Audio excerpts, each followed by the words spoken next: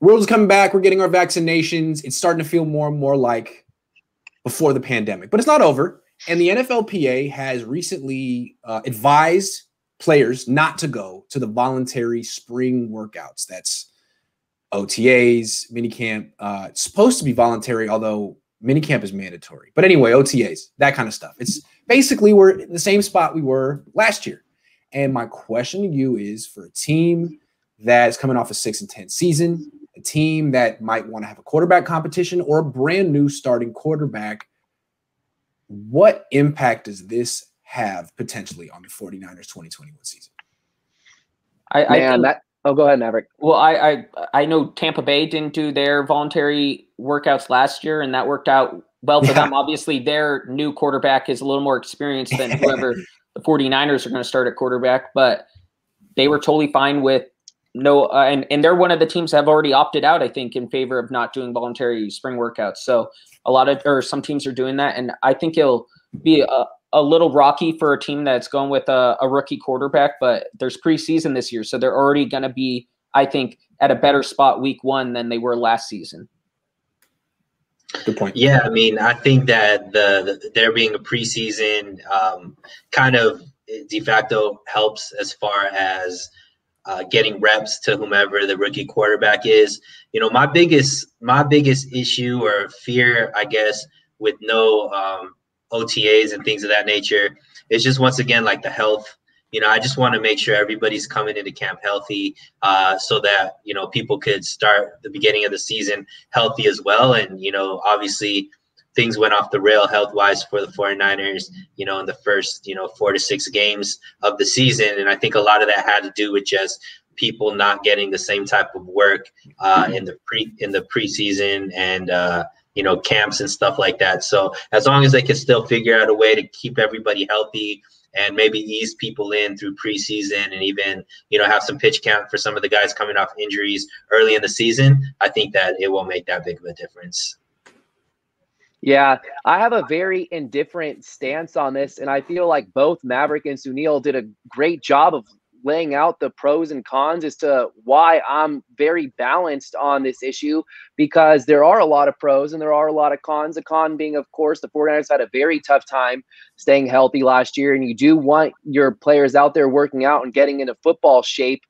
But then at the same time, it's like, well, maybe less time on the football field is better in the long run as far as avoiding injuries, because, we see players like Jalen Hurd and Deebo Samuel last year. Deebo Samuel got hurt when they were in Nashville, if I remember correctly. And then Jalen Hurd just tore his ACL running routes or whatever he was doing. So I definitely see the pros and cons on both sides of the issue. And I was reading the statement from the NFLPA, and they mentioned something that they feel like having the same offseason rules in place this year as last year is going to help a full 17-game season take place. And I was kind of thinking about that, like, well, I don't see how that really helps a 17-game season go through its entire course, because we're looking at spring and summer activities, and the football season doesn't take place until the fall going into the winter.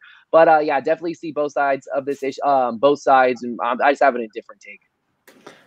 It doesn't help a young quarterback who lacks experience. It's not going to help Trey Lance or Mac Jones. I don't think it helps the offensive line. I mean, I think I was really hard on Mike McGlinchey last year. I singled him out, but all the offensive tackles other than Trent Williams looked underweight. I mean, Justin School, what was that? He looked like he regressed. I mean, I think it's tough for 300-pound men to remain 300 pounds, and the offensive line could really use some supervision. But then finally, I'm going to take this another one. So I don't know. I mean, it's not going to help the Niners. Maybe it won't hurt him. Justin Herbert did well. He had a lot of experience in college. I don't know. But the way I look at this is the NFLPA, it makes that they're trying to make it seem like they're protecting players and they have the players' best interests at heart. But I also feel like they have the veterans' best interests at heart. The people the players who work for the NFLPA are the vets, the guys in their 30s. And I don't know. I mean, maybe I would do it too, but naturally, like, all these things help vets and hurt young players.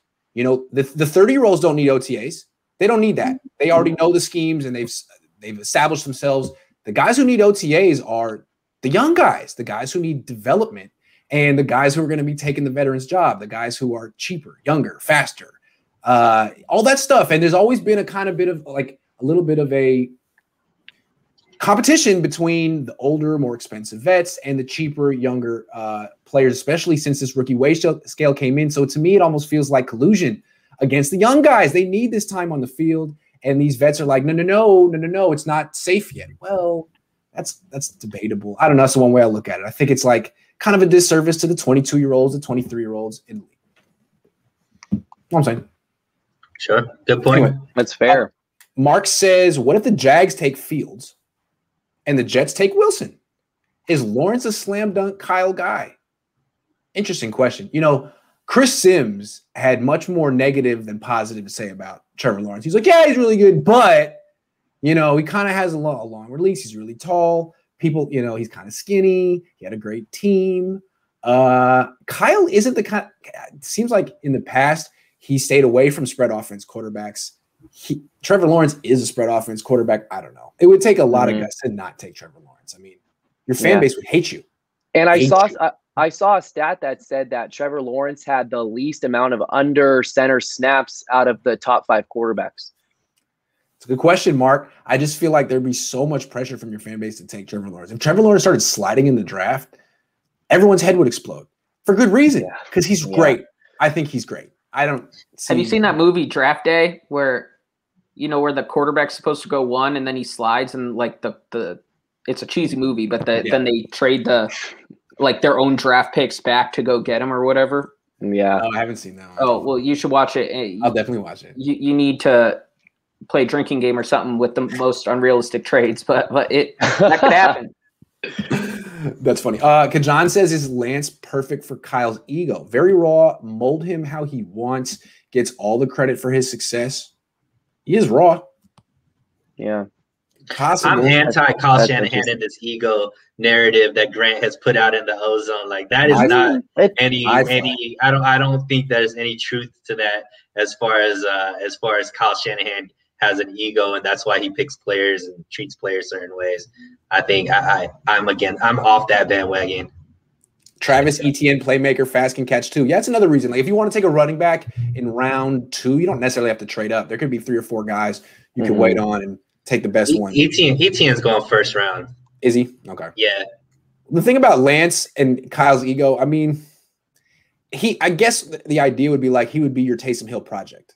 If you really felt confident in your ability to develop a quarterback, that would be one, because I think some people are going to look at him and be like, you know what, that's a little too ambitious for us. So maybe, although I still think Kyle gets a kick out of the idea of having a guy who's a total non-athlete at quarterback. Maybe he would like maybe one day he'll take one, but I just think he's like, look at how great my scheme is. I don't even need an athlete. Like I could play.